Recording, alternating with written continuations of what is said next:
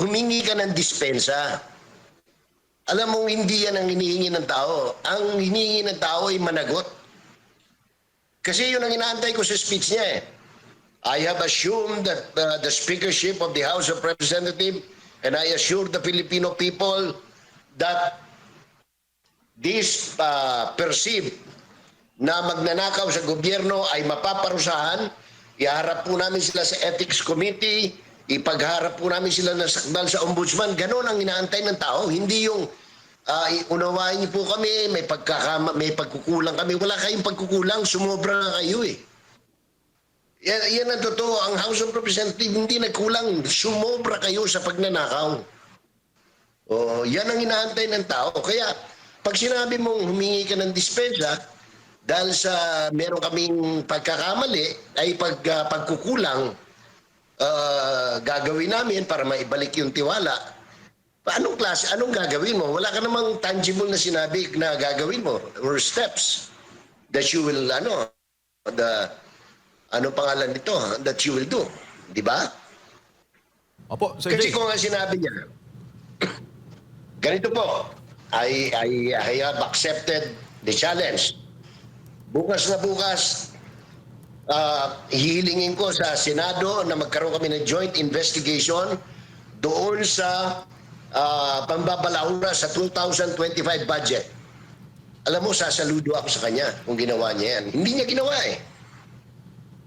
Di ba? Wala naman, in other words, they have no concrete action to undertake para maibalik yung tiwala ng tao dyan sa Crocodile Farm, sa House of Representatives.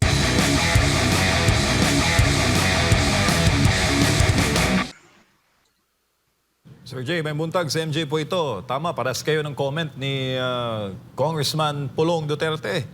Sabi niya, cover up move lang itong hakbang na pagpapalit ng lider sa mababang kapulungan ng Kongreso.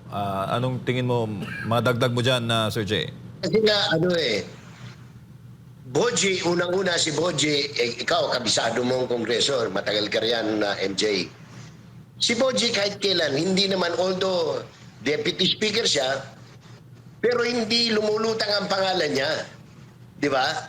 Ang mga lumutang na pangalan, si Frasco, si Benitez, si Tiangco. Si Tiangco may delikadesa eh, ayaw niya eh. Sabi nga niya, ialisin niyo na ako riyan. Ang daming magagaling na lalaki riyan na may kredibilidad. Bakit hindi sila ang pinili? Ha? Kasi hindi sila kaalyado ni Marcos.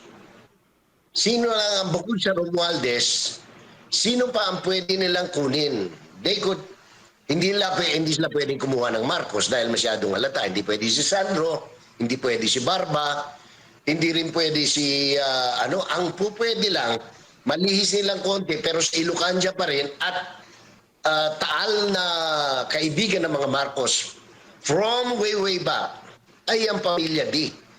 Pero tingnan mo naman ang background ni D. Ang buong Isabela, mayor ng Itiagi, mayor ng Kawayan, puro D. Vice Governor, board member, D. Anong tawag nito? Dinastiya rin eh. At saka, kaibigan ni Bonget, no? So, anong moral ascendancy ang titingnan ng tao? Hindi kaya ba sumungay ni Boji kay Marcos? Oh. Hindi niya kaya. Oh. So, anong tawag nito?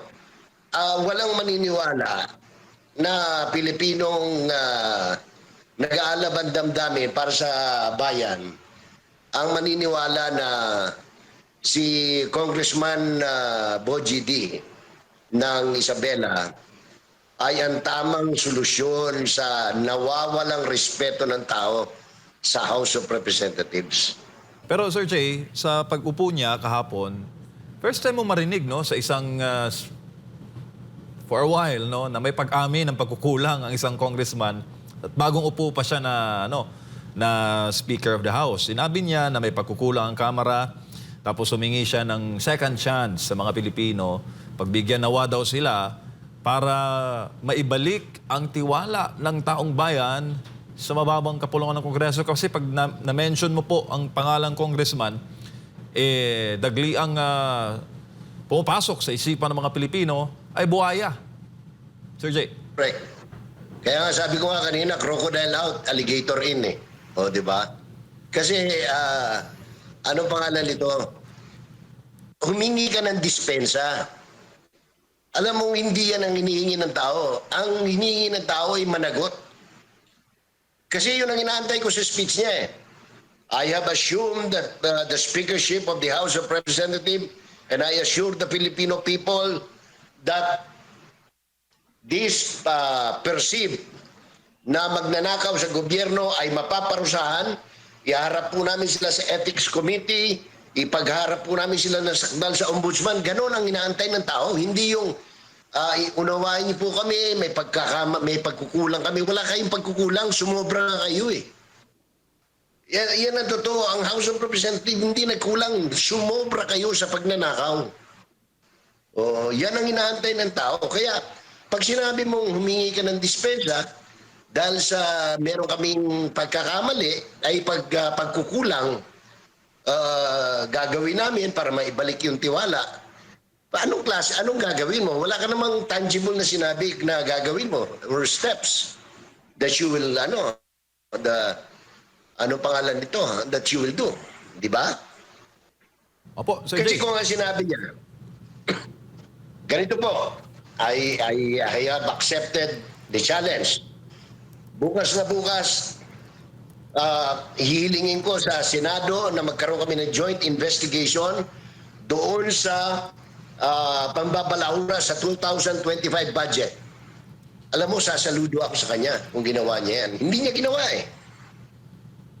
Di ba? In other words, they have no concrete action to undertake para maibalik yung tiwala ng tao dyan sa Crocodile Farm, sa House of Representatives. Easy lang, easy. Ito, Sir Jay, magme-mention po ako ng mga iskandalo na nangyari na alam kong kinover po ninyo at binigyan po ninyo ng komentaryo sa balita. 1998, 2001 to 2001, Weteng Payola Scandal, impeachment trial, si ERAP.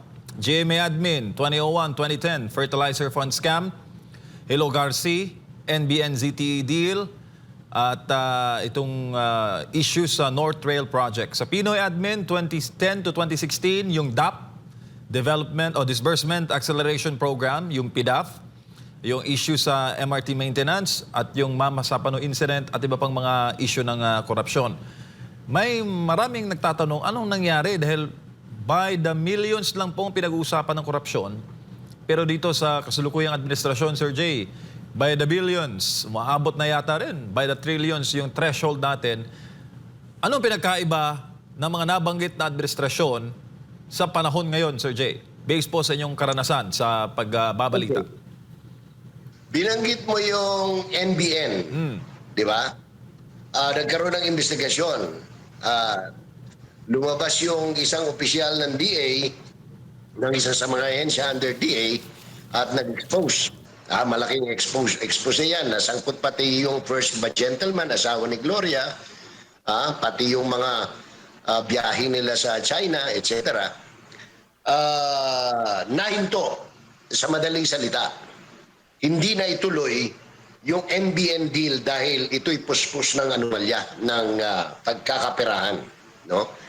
Nauso pa nga dyan yung salitang tempered, anong tawag nito? Yung pagiging kawatan. No? So, yung Mama Sapano, naimbestigahan, na-pinpoint ko sino yung mga, sino yung mga may pagkukulang,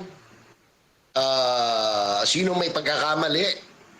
Kaya nga hindi na nalaman ng tao kung sino yung mga sangkot doon, sina Marroca, sina Pinoy, sumalangit na ang kaluluwa, namatay ng basta-basta na lang, kawawa, walang nakaalam, patay na pala, matigas na pala. In other words, nagkakaroon na resulta. No?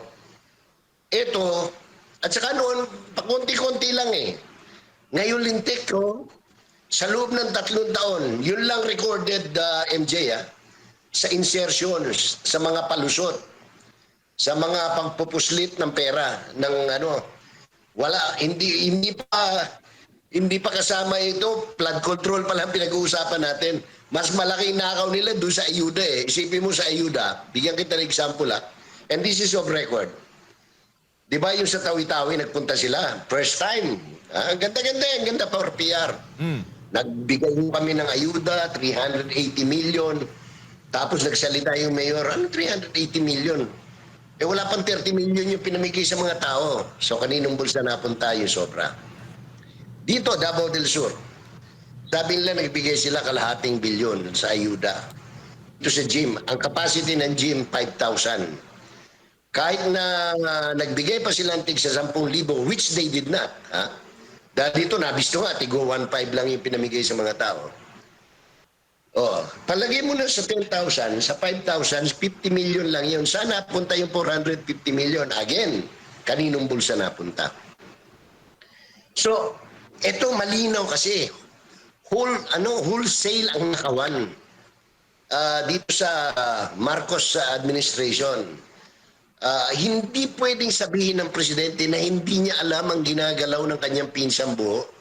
Diyos mio, hindi naman tayo pinanganak kahapon para hindi natin malaman yan. Di ba? Hindi pwedeng gumalaw ang speaker. Unang-una, hindi magkakaroon ng speaker nang walang basbas ng presidente. Kita mo nga, nag-meeting muna si Marcos at si Romualdez para malaman ng sino ang papalit. Tapos nung nagkasundo na sila, si Boji ay papalit, okay na. Saka pa lang siya nag-tender ng resignation. Di ba? Bilang speaker. But he did not resign as a congressman. So, isipin mo, doon lang sa insertion, 1.47 trillion. Tapos makakabalita, ang laman, anong laman ng balita? Namili ng bahay mahigit 10. Ilang bilyon. Ang statement of assets and liabilities ni Romualdez, nung maupo siya bilang speaker, less than 300 million pesos.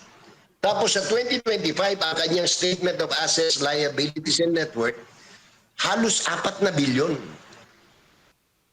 Saan siya kumuha noon? Bawal magnegosyo kapag ka nakaupo ka na bilang congressman. You have to give up all your business interest. Obviously, lahat sila.